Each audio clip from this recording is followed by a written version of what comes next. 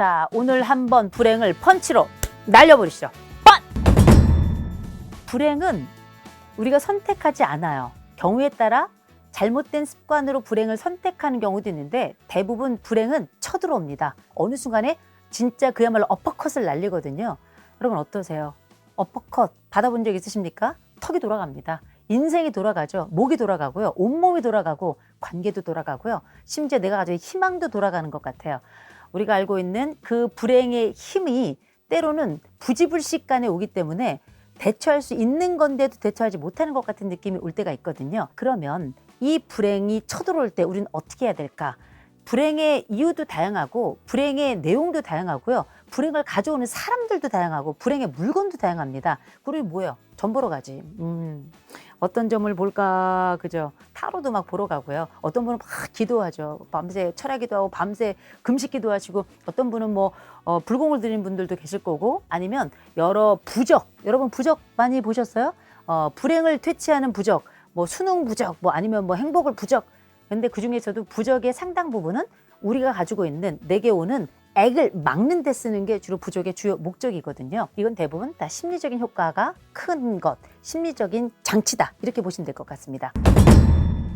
자, 그런데 우리가 보통 불행이 찾아 들어오게 되면 몇 가지 형태로 반응을 하게 되는데요. 우리가 제일 많이 하는 반응 혹은 제일 하고 싶은 반응이 바로 뭐냐? 도망가기입니다. 뭔가 힘든 일이 찾아오거나 고통스러운 일이 찾아오면 뭐예요? 잠수하죠. 도망가는 겁니다. 회피라고도 하죠. 이런 방식을 사용하게 되는 경우에는 우리가 어떤 일을 맞닥뜨리지 않아서 편하긴 하는데 반드시 여기에 대한 또 값을 치르게 돼서 인생이 다시 한번 고통스럽다 이렇게 얘기하는 경우가 많아요. 두 번째 방식은 바로 뭐냐? 원망입니다. 뭐냐? 누구 때문이야? 누구 때문이야? 흔히 이걸 우리가 심리학에선 외부 귀인이라고 불러요. 외부 귀인이라는 건 원인이 밖에서 온다는 거죠. 그러니까 누구 탓하는 거죠. 누구 탓. 그래서 이제 왜 지옥에 가면 뭐 할 걸 이런 얘기가 많이 들린다고 하는데 어쨌든 그건 다 뭐냐? 지난 이야기거나 혹은 다른 사람의 탓을 통해서 나는 구원할 수 있어요. 내 스스로는 괜찮다 말할 수 있지만 방어막이 그렇게 두툼하진 않습니다. 세 번째에 해당되는 방법이 좌절이에요. 흔히 낭망하는 거죠. 실망해서 완전히 쭈그러드는 것 같은 그 느낌을 경험하는 건데 이걸 우리 흔히 뭐라 그러냐? 내부 귀인이라고 불러요. 그 원인이 나에게 있다고 판단하고 주저앉아 버리고 나를 비난하거나 나를 사실은 때로는 괴롭히기도 하는 이런 방식을 우리가 합쳐서 좌절이라고 이야기한다면 이 방법은 굉장히 아프고 힘들고 처절해요. 그런데 남에게 피해는 끼치지 않는다고 생각하기 때문에 이게 최근 현대 젊은이들 사이에서는 내 스스로에게 원인을 돌리고 내가 잘못했지 뭐, 다 내 탓이지 뭐 이렇게 생각하는 경우도 굉장히 많아서 때로는 저는 안타까울 때가 있습니다. 왜? 그렇지 않은 경우가 훨씬 더 많거든요. 마지막 네 번째가 직면입니다. 와, 이거 직면은 말 그대로 격돌하는 거거든요. 네가 올 때 내가 거기에 맞아주겠다. 기꺼이 그 앞에 정면 승부하겠다 하는데 이건 뭡니까? 힘들어요.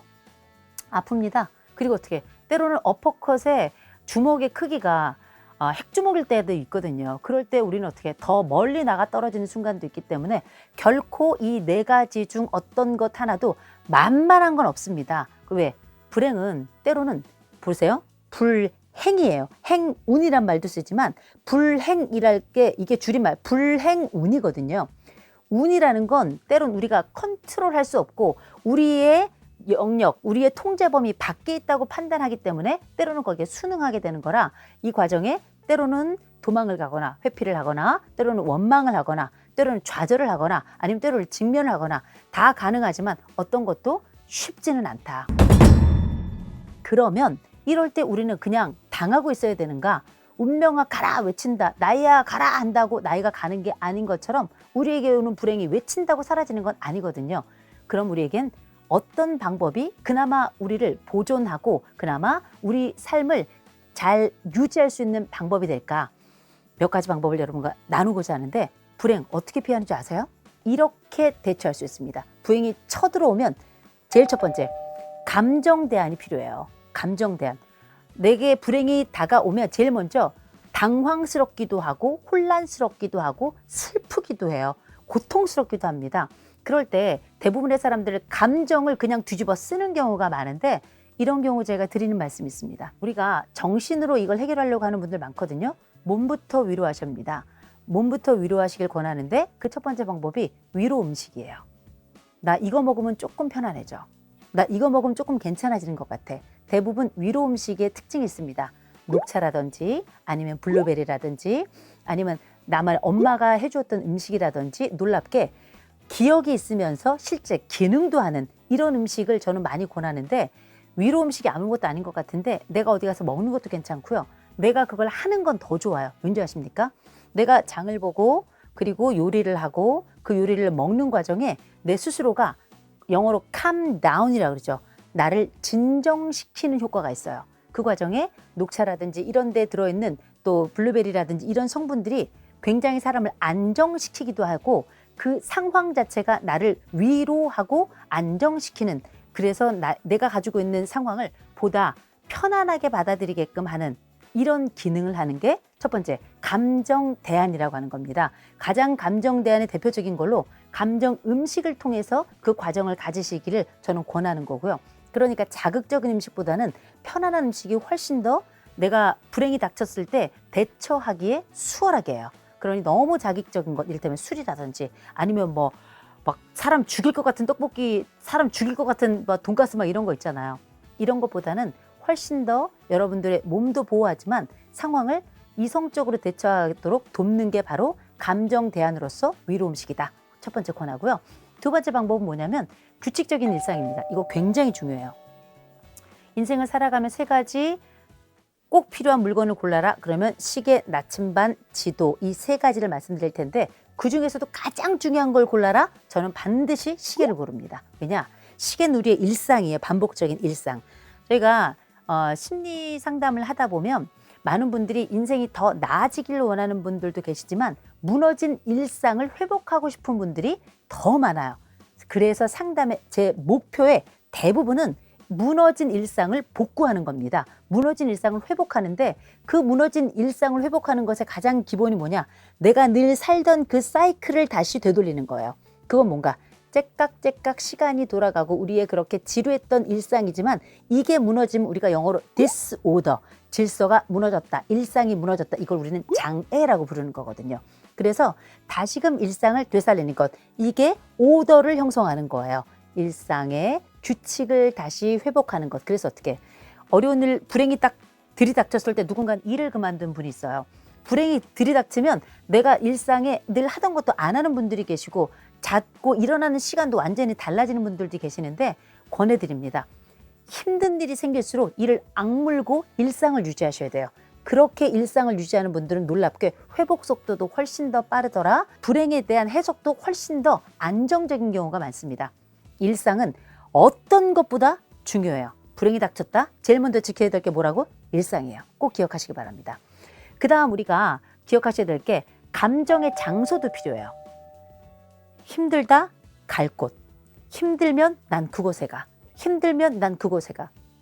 저는 제가 힘들 때마다 꼭 가는 장소가 있습니다. 거기가 어디냐면 여러분 그 1990년대 그 카페 골목이 되게 유명했었는데 지금도 방배동에 가면 카페 골목이 있는데 그 카페 골목에 가면 직접 빵을 만들어서 파는 그 빵집이 있어요.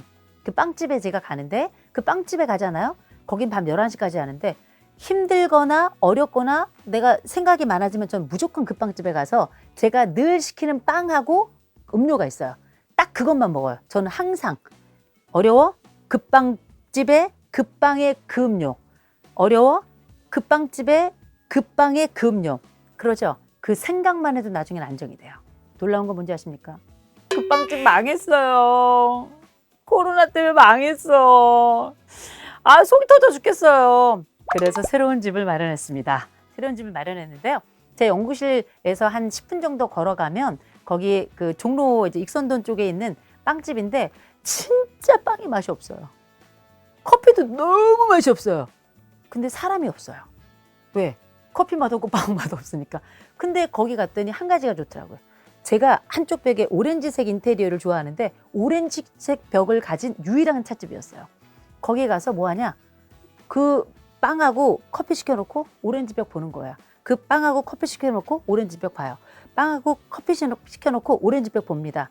생각만 해도 오렌지 벽 생각만 해도 마음이 편안해져. 그게 바로 뭐냐?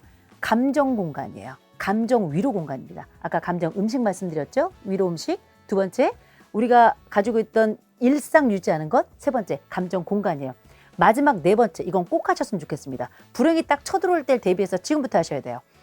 내가 가장 힘든 순간에 혹은 이날은 좀 뭔가 내 기분을 업시켜야 되겠다. 그럴 때 제가 꼭 권하는 게 있습니다. 그게 바로 뭐냐? 기분 전환 팬티예요. 기분 전환 팬티. 여러분 팬티 있으세요? 있으시죠? 기분 전환 팬티는 없으실 겁니다. 이게 제 딸한테 아이디어를 얻은 건데요.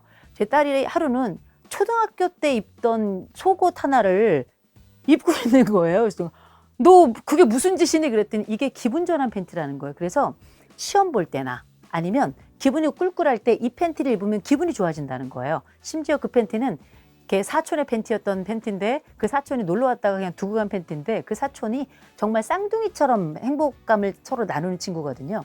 여러분들만의 행복 팬티, 여러분들만의 기분 전환 팬티 하나 꼭 마련하셨으면 좋겠습니다. 아무도 몰라요. 나만이 느끼는 행복이에요. 아무도 몰라요. 나만이 느끼는 기분 좋음이고 아무도 몰라요. 나만이 느끼는 항상성을 유지하기 위한 하나의 장치입니다. 늘 이걸 입으면 내 기분이 상당히 좋아져. 이 얘기 뭐냐? 떨어졌던 기분을 올리고 또 좋았던 기분을 더 올릴 수도 있지만 무엇보다 중요한 건 나를 안정시키는데 그 속옷이 기능을 하는 거거든요. 배우자가 몰라도 됩니다. 나만 알면 돼요. 참고로 저도 있습니다. 무슨 색이냐고요? 비밀. 여러분 이쪽 보이세요? 여기 구독. 자, 꾹꾹 눌러주시고요. 자, 왼쪽 보시면 요거 보시고요. 그 다음에 요거 보시면 됩니다. 얘 먼저 보시고 얘 다음에 보시면 돼요. 구독, 얘 보고. 구독, 얘 보고. 더 구독.